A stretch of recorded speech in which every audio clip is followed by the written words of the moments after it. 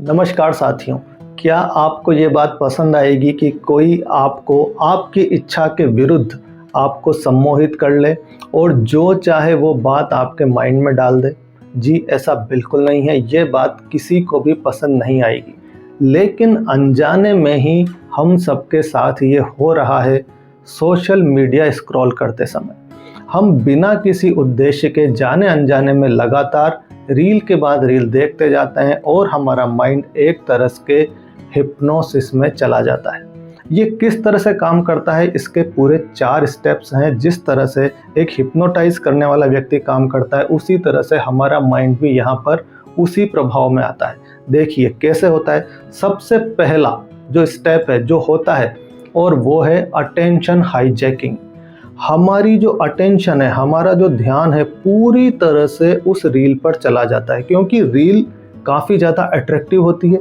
उसका जो म्यूज़िक है, उसके जो विजुअल्स हैं, वो बहुत ज़्यादा हमारे माइंड को कैप्चर करते हैं और हमारे अटेंशन की पूरी तरह से हाईजैकिंग हो चुकी होती है।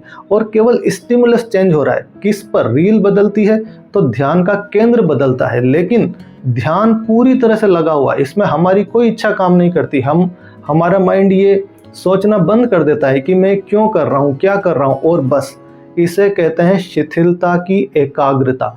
एकाग्रता है और शिथिलता है। माइंड कंप्लीट शिथिल है, लेकिन हम एकाग्र हो चुके हैं। बस यही वो पॉइंट है जहाँ से हिप्नोसिस शुरू होता है।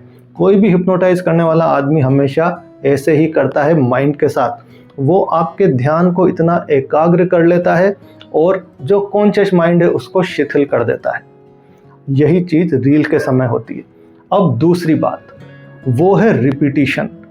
कोई भी बात बार बार रिपीट होती है, क्योंकि ये सोशल मीडिया का एल्गोरिदम ऐसा है। वो वही चीज़ आपको दिखाता है जो आपको पसंद आती है। अब आपको जिस टाइप का कंटेंट पसंद है, बस वो आपके सामने आ रहा है और चीज़ें रिपीट की जा रही हैं। म्यूज़िक में एक रिपीटिशन है। और बस जब आपने कहीं महसूस किया होगा, यदि आप कहीं मंदिर में हैं और वो घंटी भी बजती है, टन टन टन, बहुत देर तक अगर वो बजे, वो साउंड का जो रिपीटिशन है वो धीरे धीरे आपको एक ट्रांस में ले जाएगा। माइंड काम करना बंद कर देगा। बस यही होता है रील्स देखते समय। रिपीटिशन की वजह से हमारा माइंड ट्रांस में जाने लगता है। अब तीसरा स्टेप यहाँ पर आता है और वो है डोपामाइन रिलीज। हमारे ब्रेन का हार्मोन डोपामाइन, जिसका काम है इनाम वाली फीलिंग, इनाम और मोटिवेशन। तो रील्स देखते समय जब हमारे ब्रेन में डोपामाइन रिलीज होता है तो हमें ऐसा लगता है हमें इनाम मिला है और रिपीट करने की प्रेरणा होती है।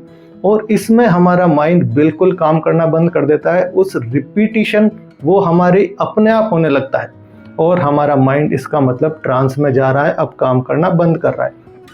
और चौथी चीज़ जो इसमें आपके साथ, आप अपने आसपास के वातावरण से बिल्कुल कट जाते हैं। आप मोबाइल चला रहे हैं, लाइट चली गई, आपको पता नहीं है। कोई लोग आपको देख रहे हैं, आपके ऊपर हंस रहे हैं, आपको बिल्कुल पता नहीं है। सड़क पे आप हैं और आप चलते चलते किसी से टकरा गए या किसी गड्ढे में गिर गए, कुछ पता नहीं चलता।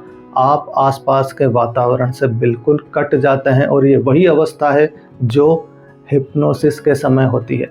तो माय डियर फ्रेंड्स, इस सोशल मीडिया की एल्गोरिदम को या इस मोबाइल को के द्वारा अपने आप को हिप्नोटाइज होने से बचाएं।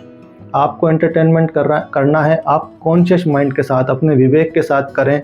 जो आपको देखना है वो आप देखें, और जब आपका टाइम एंटरटेनमेंट का पूरा हो जाए तो आप इसे अलग रख दें। लेकिन अगर आप मोबाइल के द्वारा हिप्नोटाइज कर दिए गए तो वो चीज़ें आपके अवचेतन माइंड में डाल दी जाएंगी जिन्हें आप कभी नहीं चाहते थे।